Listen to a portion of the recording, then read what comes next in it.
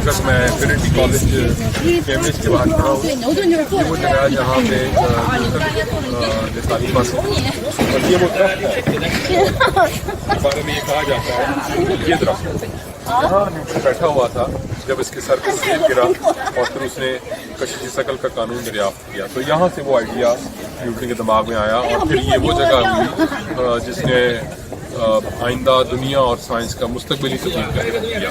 तमाम जो gravitational laws थे वो न्यूटन ने दिए और जिनके बारे में कहा जाता है कि साइंस फिर वैसी नहीं रही जैसी उससे पहले।